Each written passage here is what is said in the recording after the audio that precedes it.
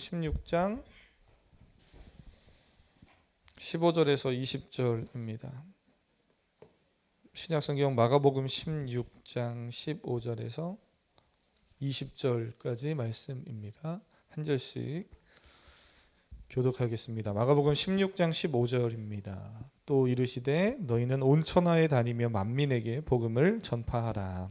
믿고 세례를 받는 사람은 구원을 얻을 것이요 믿지 않는 사람은 정죄를 받으리라. 믿는 자에게는 이런 표적이 따르리니 곧 그들이 내 이름으로 귀신을 쫓아내며 새 방언을 말하며 뱀을 집어올리며 무슨 독을 마실지라도 해를 받지 아니하며 병든 사람에게 손을 얹은즉 나으리라 하시더라. 주 예수께서 말씀을 마치신 후에 하늘로 올려지사 하나님 우편에 앉으시니라. 제자들이 나가 두루 전파할세 주께서 함께 역사하사 그 따르는 표적으로 말씀을 확실히 증언하시니라. 아멘. 네, 이 시간 함께 말씀 나누길 원합니다. 우리 가슴에 손을 얹고 함께 고백하겠습니다. 하나님은 살아계십니다. 지금도 나에게 말씀하십니다. 이 시간 내 마음을 열겠습니다. 말씀을 믿음으로 받겠습니다. 성령님 역사해 주세요. 아멘. 네, 성령 하나님 함께 하심을 믿습니다. 하나님이 우리 사랑하는 성도님들 많이 코로나 때도 또 교회를 위해서 또 나라와 민족을 위해서 다음 세대를 위해서 계속 기도하게 하시고 또 기도하셔서 저희 교회 코로나 이후에 좀 계속해서 하나님께서 그래도 이렇게 요즘 많은 교회들이 또 어려움이 있는 교회도 있거든요. 크면 큰 대로 적으면 적은 대로 어려움이 있는데 하나님께서 이렇게 교회를 또 이끌어 가시는 것을 요즘 많이 봅니다. 그래서 방문하시는 성도님들도 있고 계속해서 또 잘 신앙생활을 또 수료도 하고 양육하시는 분들이 계세요. 하여튼 방문하신 성도님들 또 못 오다 오신 분들 제가 이름을 다 호명하면 또 많이 계신데요. 너무 잘 오셨고요. 한번 왔다 안 오시지 마시고 잘 끝까지 오시기를 주님의 이름으로 축복합니다. 그리고 우리 사랑하는 성도님들도 또 오신 분들을 잘 이렇게 축복해주고 또 주 안에서 한 가족이니까요. 함께 많이 기도해 주시면 좋겠어요. 우리가 좀 이제 마가복음을 3월 한 달 그리고 부활절 이렇게 살펴봤고요. 우리가 지금 매일 성경 묵상하는 성경 본문의 그 순서대로 지금 새벽에는 이제 신명기를 보고 있어요. 그래서 신명기를 다시 이제 1월부터 봤던 신명기 후반부를 이어서 보고 있는데 오늘은 사실은 신명기 본문을 함께 나누려다가 이제 4월 달부터 우리가 전도하고 또 여러 가지 4월의 일정들을 함께 또 준비하고 기도하면서 마가복음 16장의 15절, 20절 오늘 읽은 이 후반부의 내용을 좀 함께 나누면 좋겠다 그런 마음이 있어서 본문을 읽었습니다. 사랑하는 성도님 잘 아실 거예요. 마태복음, 마가복음, 누가복음, 요한복음 이렇게 4개의 복음서가 있어요.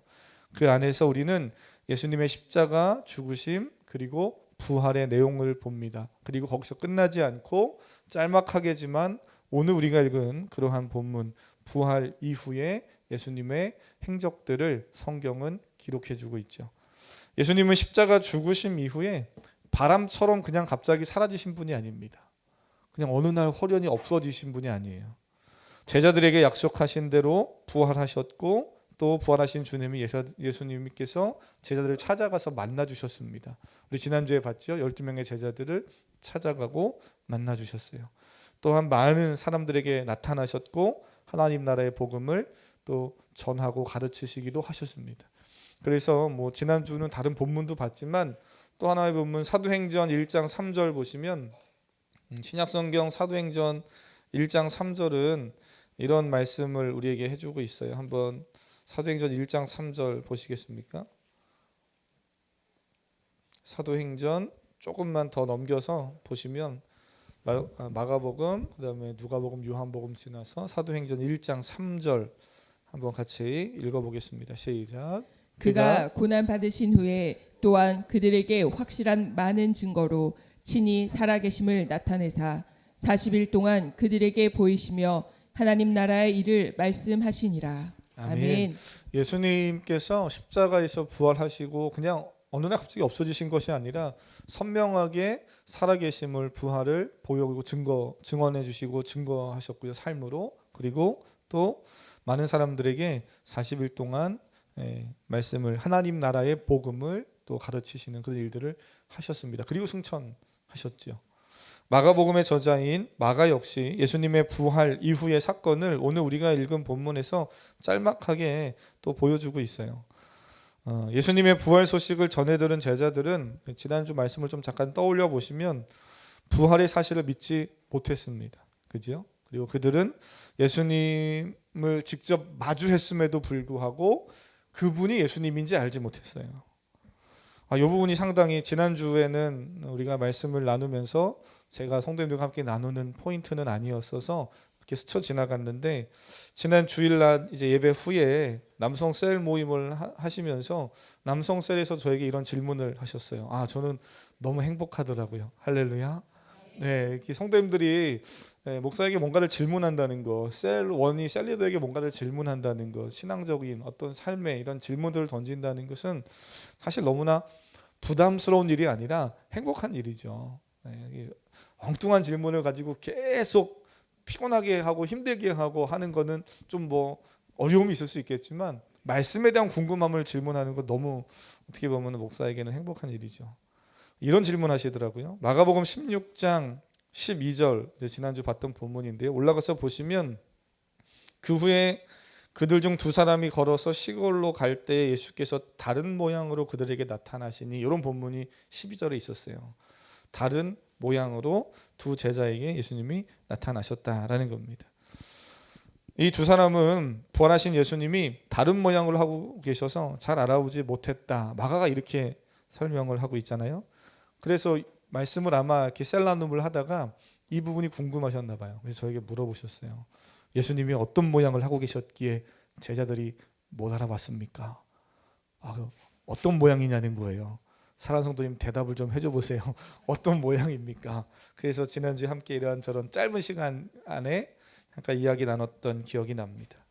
그 모양이 어떠한지는 오늘 성경이 그리고 성경 다른 곳에서도 명확하게 설명해주고 있지는 않기 때문에 우리가 그 모양 변화를 자세하게 알 수는 없어요. 예를 들면 부활하시기 전에 십자가에 죽으시기 전에는 저와 같은 성도님들과 같은 이런 모습이었는데 부활하셨더니 눈이 갑자기 더 커졌어. 쌍꺼풀이 짙게 생겼다든지 얼굴이 더 홀쑥해졌다든지 더 멋져졌다든지 이런 어떤 모양의 변화가 어떤 것인가라고 성경은 이야기하고 있지 않지요. 그래서 그 부분에 있어서 예수님이 어떤 모양으로 변했는가, 외형적인 눈, 코, 입이 어떻게 변했나 이런 것에 초점을 두면 성경이 이야기하고자 하는 그 의도에서 너무 빗나간 고민이 될 수 있어서 굳이 그렇게까지는 고민하지 않아도 되지만 이것을 말씀 보면서 궁금증으로 가졌다는 건 너무나 아주 훌륭한 정말 성도의 모습이죠. 잘하신 거예요. 한 가지 분명한 사실은요.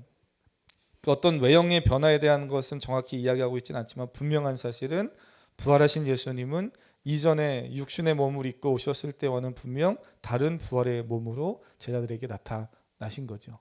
그렇기 때문에 그렇다고 무슨 괴물처럼 달라졌고 이런 게 아니라 그 부활의 몸이 분명히 부활하신 그 부활의 몸과 부활 전에의 육체의 몸은 분명 뭔가 다른 모습이 분명히 있었던 거예요. 다른 점이 있었던 거죠. 그래서 제자들은 그 예수님을 마치 보지 못했습니다. 같이 가고 있고 대화하고 있음에도 그분이 예수님인지를 미처 보지 못하는 모습이 나와요.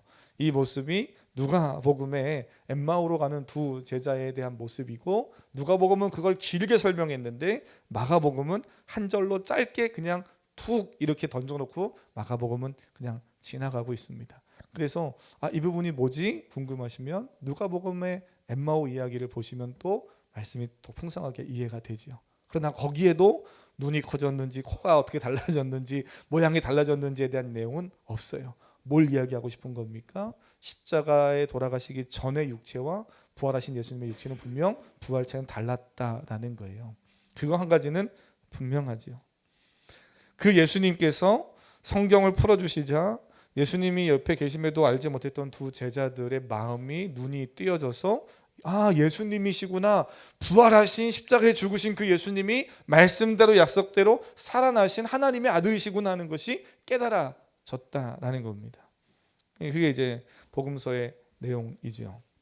사랑하는 성도님, 말씀에 대한 궁금함이 있는 것은 참 좋은 겁니다. 그래서 제가 청년들에게는 제발 좀 말씀에 대한 궁금증을 가지고 목사님한테 문자도 좀 보내고 그것 때문에 좀 연락도 해라. 그러면 내가 밥을 사고 차도 마시고 시간을 할애해서 같이 교제할 수 있다, 하고 싶다. 근데 잘 연락이 안 와요. 부담스럽겠죠. 그러나 성경에 대한 궁금증을 많이 갖고 또 말씀 안에서 그 해답을 잘 찾아가는 우리 사랑하는 성도님들이 될 수 있기를 바랍니다.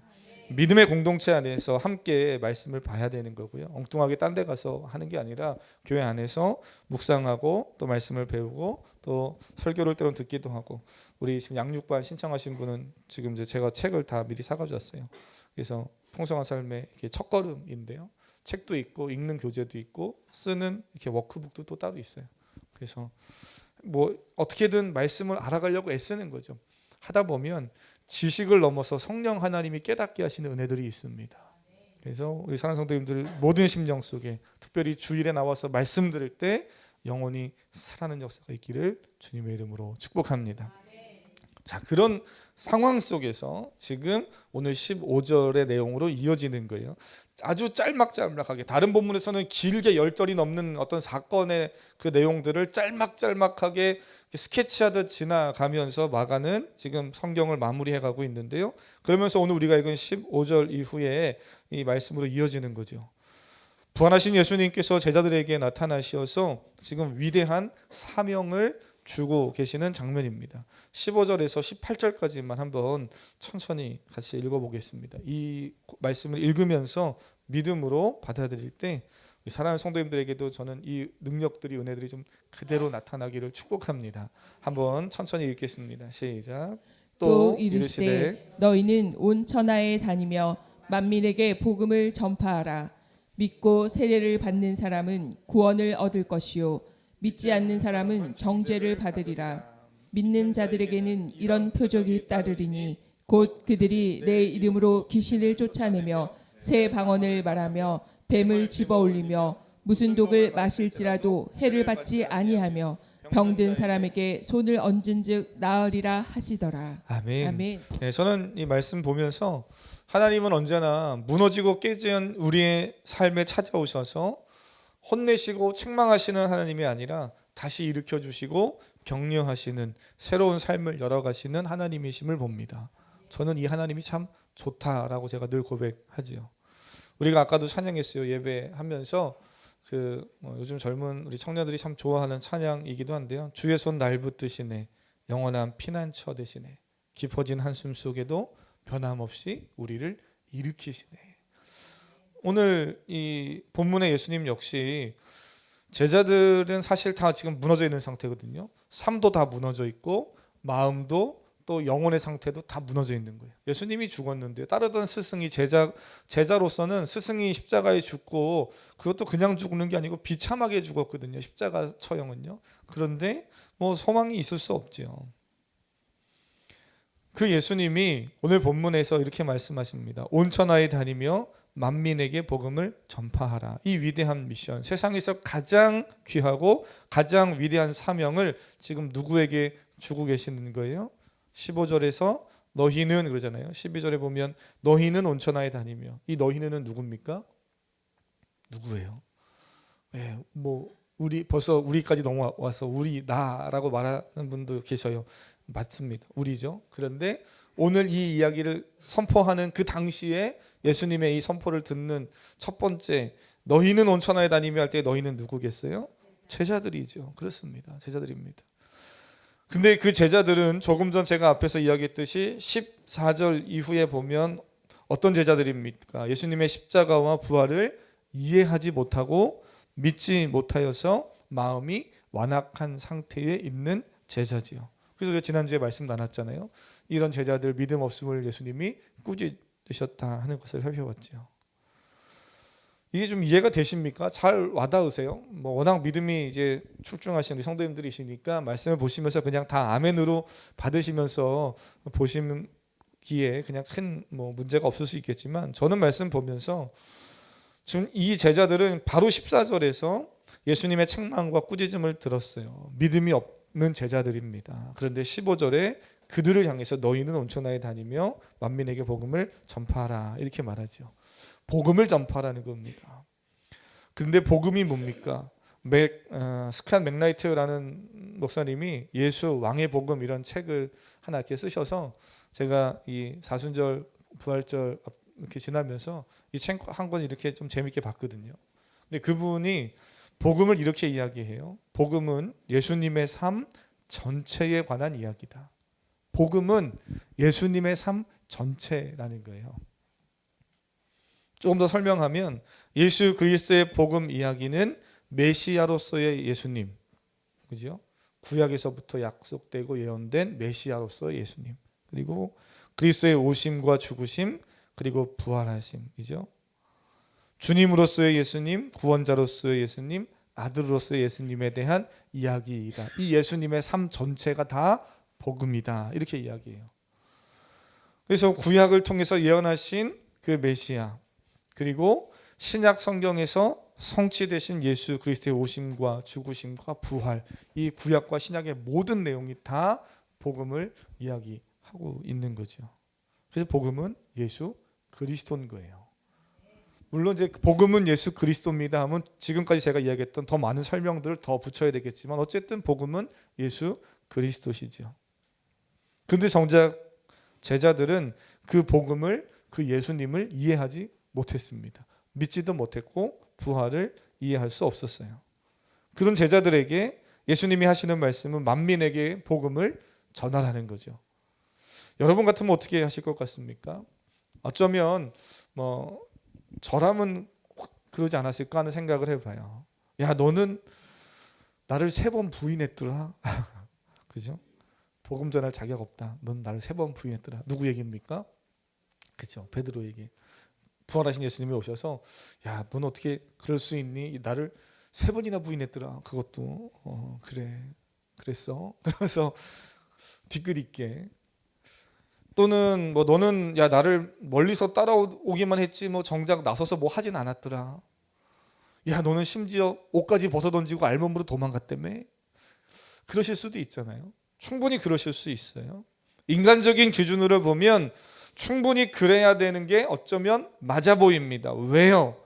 합리적이고 어떤 논리적이고 또 그 뭔가 효과적인 것을 생각을 하면 그런 사람들, 그런 제자들을 다시 불러다가 만민에게 복음을 전하라고 말씀하시기보다는 오히려 좀 똘똘해 보이고 좀 사회적으로 인기도 있고 좀 입심도 좋고 재력도 있고 권력도 있어서 복음 전해라 라고 할 때 그걸 받아들여 가지고 좀 복음을 힘있게 그래서 사람들을 좀 이렇게 선동해서 끌 수 있는 그런 사람들에게 이런 어떤 사명을 주시면 더 효과적인 거 아닌가, 이런 생각이 인간적으로는 들 수 있죠.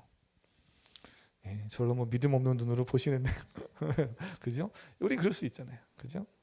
근데 놀랍게도 예수님은 지금 제자들을 부르십니다. 이 제자들은 어떤 제자들이에요? 실패한 제자들이지요. 낙심하고 절망 가운데 무너져 있는 제자들을 예수님은 다시 사명으로 일으키고 계십니다. 복음은 사람의 지식이나 또는 사람의 어떤 연구와 탐구로 인해서 또는 깊은 명상을 하고 어떤 깊은 초월을 경험했다고 해서 이해되어지고 믿어지는 게 아니기 때문이에요.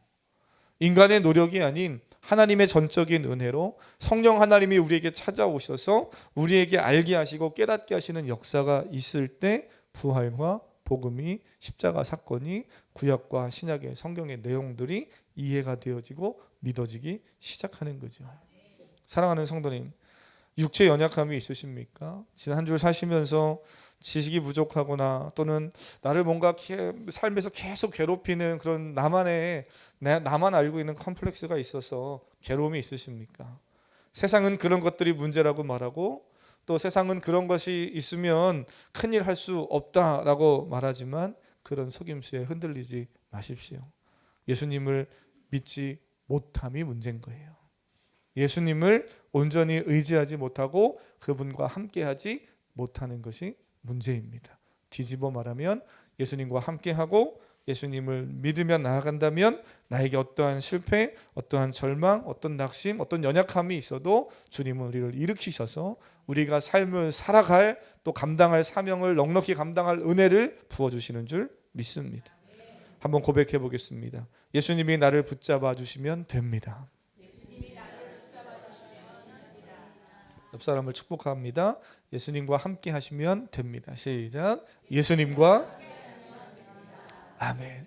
안 하시는 분이 한두 분, 못 하시는 분이 어디를 봐야 될지 몰라서 못 하시는 분 한두 분 또 계셔요.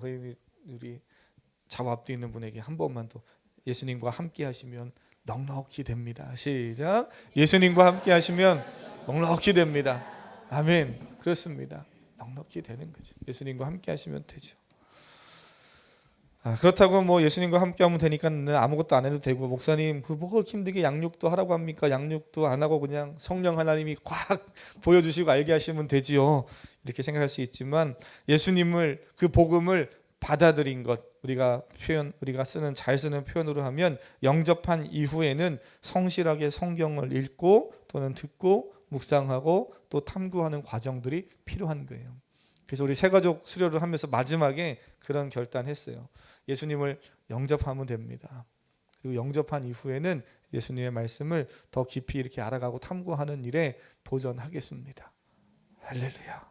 그렇게 하겠다고 아까 여기 앞에 서신 분들이 하신 거예요. 그러니까 잘 할 줄 믿고 기도해 주시기를 바랍니다. 성경 한번 보시겠습니까? 에베소 4장 13절. 우리가 구원받고 성령 하나님의 인도하심을 따라 살아가는 것이 첫 번째 절대적이지만, 그 삶을 사는 성도들은 이렇게 살아가야 된다고 이야기해요. 에베소서 4장 13절 한번 읽어보겠습니다. 에베소서 4장 13절입니다. 함께 읽습니다. 시작. 우리가 아들을 믿는 것과 아는 일에 하나가 되어 온전한 사람을 이루어 그리스도의 장성한 분량이 충만한 데까지 이르리니. 아멘. 아멘. 하나님의 아들을 믿는 것과 아는 일에 하나가 되었어. 그러니까 믿고 성령이 역사하시고 하는 이 부분만 있는 게 아니고 어떻게 해요? 나도 의지적으로 결단해서 하나님을 알아가고 또 믿음을 계속 결단하는 그 일이 함께 잘 조화를 이루면서 가야 되는 거예요. 그래서 그리스도의 장성한 분량까지 우리가 계속 자라가야 한다. 바울이 이렇게 말하죠. 마가복음에서 말하는 믿는 자는 바로 그런 사람인 거예요. 하나님의 아들 예수 그리스도를 믿는 것, 그 하나님을 아는 일에 힘쓰는 사람들, 그런 믿는 자입니다. 그냥 예수의 이름으로 믿으면 될 줄 믿습니다 하고 그냥 이거 믿습니다만 길게 하고 아무것도 안 하는 사람, 이런 사람은 믿는 사람이 아니에요. 그냥 어떻게 보면은 그죠? 네, 그런 겁니다. 사랑하는 성도님, 예수님이 오늘 또 마가복음을 통해서 제자들에게, 우리에게 요구하시는 게 뭐예요? 믿는 자에게 이런 표적이 따른다는 거예요. 하나님의 아들 예수 그리스도에 대한 모든 사실, 복음에 대한 그 내용을 알고 믿는 자들, 그들에게는 나타나는 표적들이 있다고 이야기하십니다. 그리고 아까 읽었죠? 이 표적이 나의 삶에도, 성도님의 삶에도 있기를 원한다고요. 여러 가지를 이야기하지만 크게 두 부분으로 나누면, 한 가지는 뭡니까? 첫 번째로 구원입니다. 구원을 얻는다는 거예요. 예수 그리스도를 믿는 자들에게는 구원이 따르지요. 영혼의 구원만이 아니라 우리의 삶의 모든 영역에서 구출되는 전인격적인 구원입니다. 질병이 있다면 질병에서 구원, 구출을 받는 거고요. 사회의 어떤 경제적 어려움 또는 마음의 상함, 여러 가지 어려움들이 있을 때 거기서도 구원받는 거예요. 전인격적으로 구원받는 거죠. 또한 오늘 본문에 보면 두 번째로 표적이 따른다 이렇게 말해요. 그죠? 구원을 얻고 표적이 따른다. 그 표적은 몇 가지를 이야기하고 있는데 쭉 읽으셔서 아시겠지만, 귀신을 쫓아내며 새 방언을 말하며 뱀을 집어올리며 무슨 독을 마실지라도 해를 받지 아니하며 병든 자에게 손을 얹은즉 나으리라. 아멘. 저도 이 말씀을 붙잡고 참 많이 기도했고요. 그리고 또 많은 은혜들을 경험하면서 10대의 삶을 살았고 또 사역자가 됐고 지금도 성도님들과 함께 신앙생활하면서 이 은혜와 능력들을 참 많이 경험하며 삽니다. 그렇다고 저에게 오셔서 목사님 그럼 어떻게 뱀을 집어 보셨습니까? 독을 마셔 보셨습니까? 이렇게 물어보지 마세요. 오늘 본문의 말씀을 보면서 혹시라도 또 문자적으로 그대로 이해해서 표적을 가져야 되는구나, 그래서 엉뚱한 행동하는 일들이 없기를 바랍니다. 물론 오늘 말씀 그대로 또는 삶의 현장 또는 심각한 어떤 선교지의 여러 가지 상황 속에서 하나님은 독이 아니라 그 어떤 걸 먹어도 해를 당치 않는 은혜를 우리에게 주실 수 있는 분이시고요. 죽은 자를 살리신 분이시잖아요. 살아나신 하나님이요 창조주시잖아요. 뱀을 집어 올리는 능력만이 아니라 귀신을 쫓아내는 능력도 영권도 우리에게 허락하신 줄 믿습니다.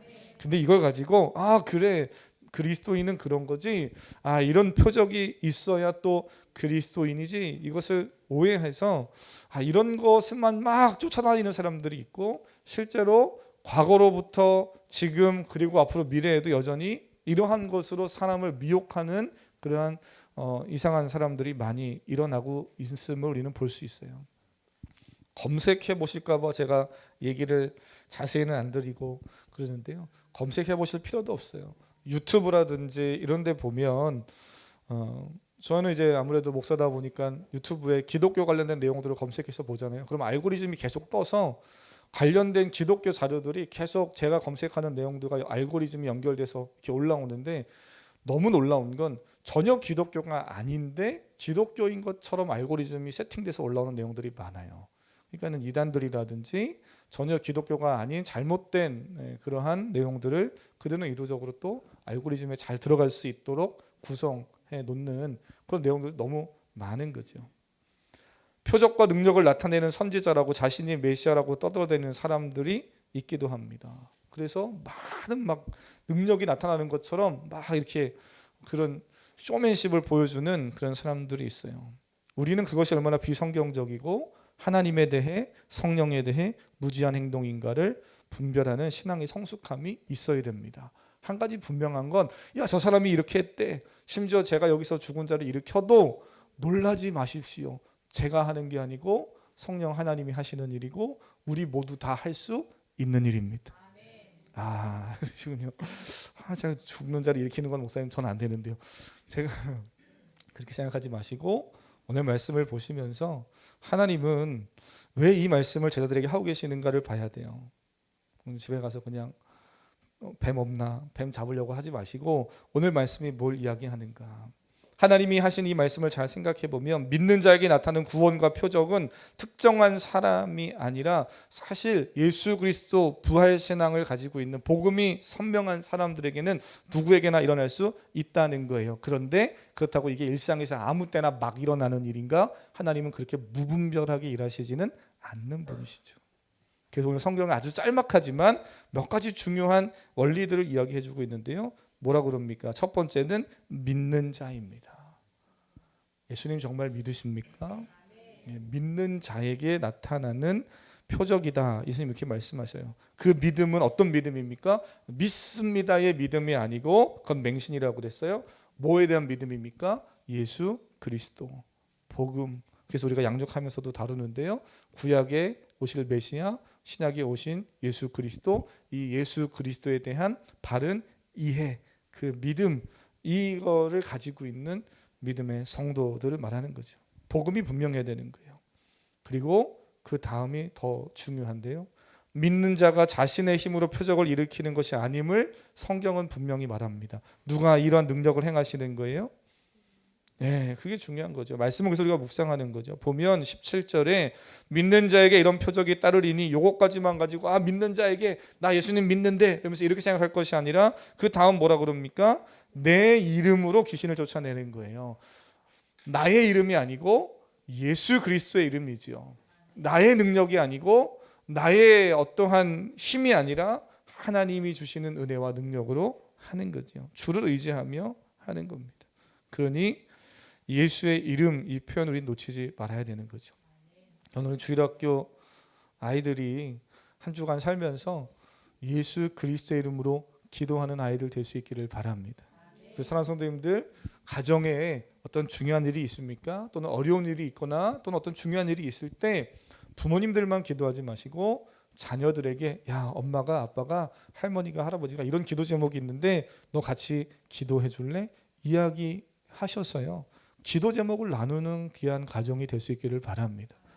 시편 8편 2절에 이런 말씀이 있습니다. 주의 대적으로 말미암아 어린아이들과 젖먹이들의 입으로 권능을 세우시며 이는 원수들과 보수자들을 잠잠하게 하려 하십니다. 누구를 통해서요? 어린아이들과 젖먹이들의 입을 통해서도 하나님은 원수를 몰아낼 수 있는 그런 은혜와 힘을 주신다는 거예요. 사랑하는 자녀들의 기도를 소홀히 하찮게 여기지 마시고 자녀가 기도하고 말씀 의지할 수 있도록 신앙을 잘 이끌어 주시기를 부탁드립니다. 마지막으로 첫 번째 믿는 자 그리고 예수 그리스도의 이름으로 하는 전적인 하나님이 하시는 일이라고 그랬어요. 마지막 세 번째는 이 믿는 자들이 또한 무분별하게 일상에서 막 나타나는 것이 아니라 언제 이것이 나타난다고 말하는가 보면 결국 오늘 15절부터 쭉 이어지는 말씀과 연결해 볼 때 만민에게 복음을 전파하는 현장에서 나타나는 겁니다. 집에서 밥하다가 또는 친구들하고 놀다가 예수님 나 능력이 필요한데요. 능력 이런 표적에 따른다고 그랬죠. 귀신을 쫓아내고 막 그런다고 그랬죠. 사람들 보는 데서 야 봐라 귀신 쫓아낸다 이런다고 나타나는 능력이 아닌데 그럴 때 쓰라고 주신 능력이 아니라는 거예요. 복음을 전하는 현장에서 하나님의 선명한 역사들이 일어나는 줄 믿습니다. 그래서 복음을 전해봐야 이것은 경험할 수 있는 거예요. 예전에도 한번 말씀드렸지만 북한 선교를 하는 동기 목사님이 북한 사역을 하면서 경험한 여러 가지 일들, 북한과 중국을 오가면서 세상 말로는 기적 같은 일들 이런 것에 대한 이야기들을 들으면 목사인 저도 야 어떻게 그런 일이 아직도 일어날 수 있지 하는 일들이 지금도 일어나거든요.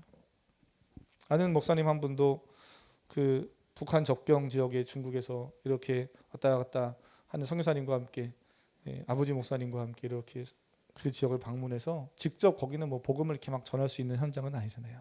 그래도 이제 아버지 목사님과 함께 같이 가서 그곳을 이렇게 하면서 그 현장을 좀 담아오고 싶어서 카메라에 캠코더에 이렇게 쭉 찍은 거예요. 요즘은 뭐 핸드폰이 있으니까 얼마나 좋아요. 찍기도 쉽잖아요. 근데 그때 당시는 이렇게 막 핸드폰이 이렇게 조그말 때가 아니고 이렇게 큰 핸드폰이 있을 때고 이러니까 캠코더에 테이프 돌아가는 거 있잖아요. 거기다 쭉 이렇게 찍어가지고 그러고 막 오고 있던데, 근데 한 이틀째인가 돼서 중국의 공안한테 잡힌 거예요. 그러면서 제일 먼저 이제 소지품이 다 털리기 시작하는 거죠. 어떻게 해요?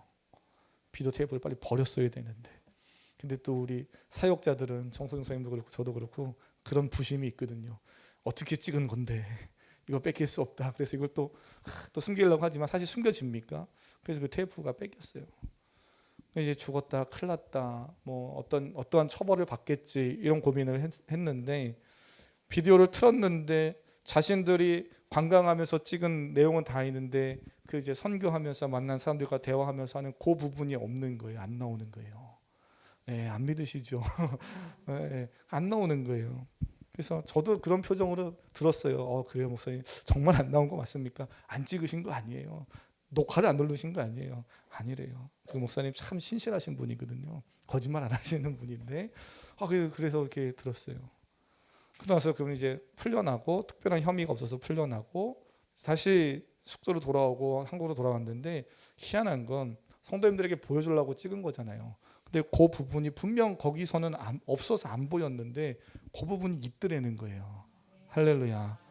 지워졌다가 다시 살아난 건지 아니면 정말 그 부분이 명확히 다 있는 건데 그 공안의 눈을 가리셔서 못 보게 하신 거든지 어떤 방법이든지 하나님이 그 부분을 지나가게 하신 거죠. 오늘 성경을 보면서 우리가 기억해야 될 건 이런 기적, 이런 능력이 내게 있어? 이러면서 나를 강화하는 게 아니라 나의 어떤 능력을 강화하는 그러한 용도로 이런 표적이나 능력과 은사들을 주신 것이 아니라 성경을 보면 하나님은 이 모든 것은 절대적으로 복음을 선포하는 현장 가운데 나타나는 능력들이고 또 하나님의 영광이 드러나는 일임을 보게 됩니다. 어느 한 사람이 강화되고 어느 한 사람이 주목받는 일로 성경은 은사와 능력들을 주신 적이 없어요. 다 공동체를 위한 거죠. 그것이 더 정확히는 신약의 고린도전서에 보면 은사에 대한 내용들 보면 더욱더 선명하게 그렇게 이야기합니다. 그래서 예수님이 어쩌면 제자들에게 또는 무리들에게 표적을 막 구하는 그러한 사람들에게 예수님은 누구의 표적밖에 보일 것이 없다고 말씀하셨나요? 혹시 기억하십니까? 그렇죠. 요나의 표적밖에 보일 것이 없다 그랬습니다. 이건 상징적으로 이야기한 거예요. 요나가 3일 뱃속에 물고기 뱃속에 들어갔다가 다시 토해져서 살아난 것처럼 예수님이 3일 만에 부활하신다는 그것을 상징적으로 이야기하시는 거죠. 그러니까 어떤 표적밖에 보일 게 없다는 거예요. 예수님의 십자가 표적 외에는 다른 거 필요 없다라는 거죠. 말씀 이렇게 마무리하려고 합니다. 마가복음 오늘 16장까지 마무리했는데요. 마가복음 1장에 처음 시작될 때 마가복음은 이렇게 시작이 됐어요. 기억을 하실 거라 믿고요. 1장 1절 보시면 하나님의 아들 예수 그리스도의 복음의 시작이라 이렇게 마가복음이 시작됐습니다. 그 복음은 예수 그리스도의 십자가 죽으심과 부활의 사건으로 끝난 것이 아니라 믿음으로 그 복음을 받아들인 한 사람 한 사람 믿음의 성도들 오늘 저와 여러분 우리를 통해서 계속 확산되고 있는 거지요. 그래서 예수님은 그 12 제자들을 통해서 그리고 초대교회 공동체 안에서 사도들과 믿음의 성도들 통해서 그 다음 세대 계속해서 교부들과 또 믿음의 성도들 교회들을 위해서 견고히 세워가셨고 지금까지 우리가 그 복음을 받아들이고 또 복음을 전하고 있습니다. 바울은 디모데서에서 이렇게 말해요. 디모데후서 2장 1절과 2절 내 아들아 그러므로 너는 그리스도 예수 안에 있는 은혜 가운데서 강하고 또 내가 많은 증인 앞에서 내게 들은 바를 충성된 사람에게 부탁하라. 그들이 또 다른 사람들을 가르칠 수 있으리라. 누구에게 복음을 부탁하라고요? 충성된 사람입니다.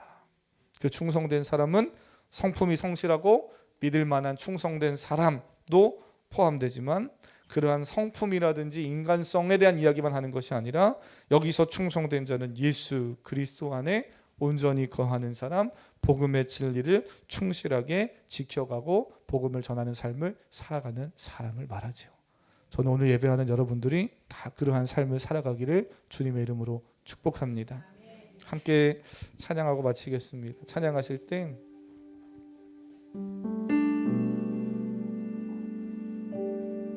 아주 단순한 찬양인데요. 나의 믿음은 내 것이 아니고 주님이 내게 주신 것이고요. 나의 믿음은 나의 지식이 아니고 예수 그리스도에 대한 그러한 고백이어야 합니다. 십자가 능력으로 한 주간 승리하시는 성도님 되시길 축복합니다.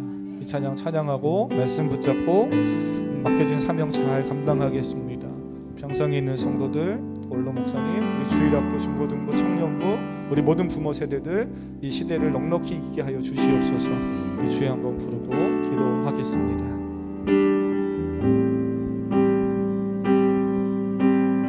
이렇게 고백할까요? 나의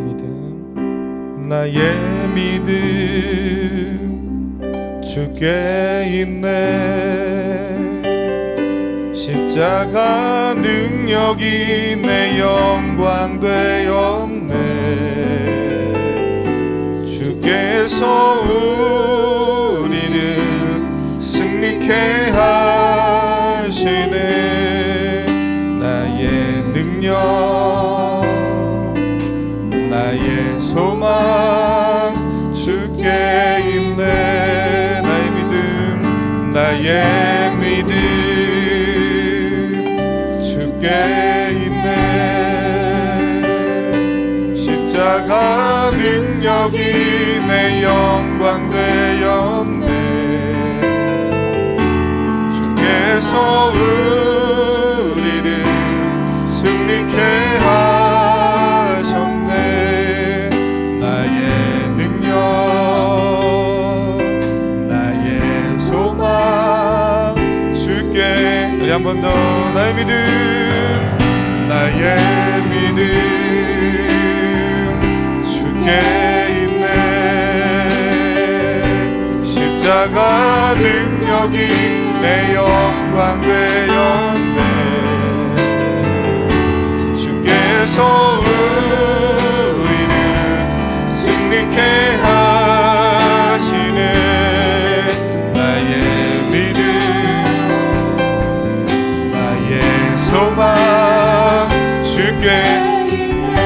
우리의 고백입니다. 나의 믿음 주께 있는 십자가 능력으로, 십자가 능력이 내 영광 되었네. 주께서 우리를 승리케 하시네. 나의 능력, 나의 소망 주께.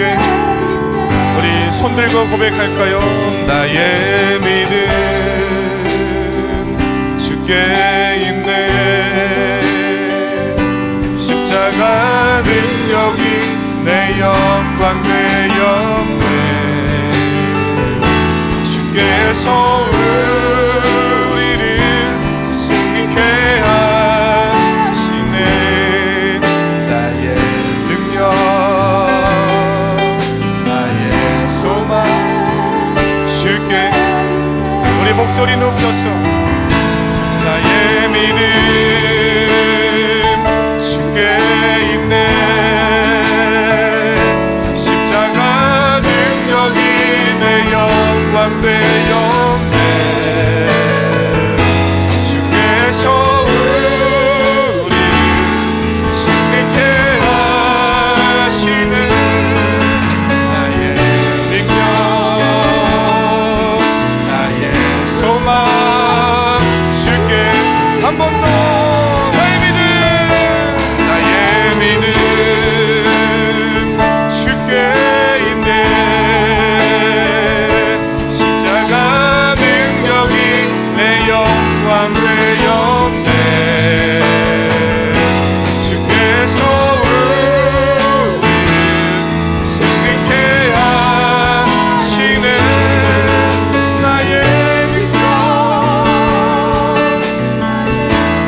오직 주께, 오직. 한 번 더 고백할까요? 나의 믿음 주께 있네. 십자가 능력이 내 영광 되었네. 주께서 우리를 승리케 하시네. 나의 능력, 나의 소망. 우리 그 주님의 이름을 세 번 크게 부르고 하나님 믿음으로 살게 결단합니다. 하나님 가정을 붙들어 주시옵소서. 직장과 사업장을, 교회 공동체를, 우리 사랑하는 성도들을, 나라와 민족을 붙들어 주시옵소서. 주여, 한번 아버지 주여 세 번 크게 부르고 기도합니다.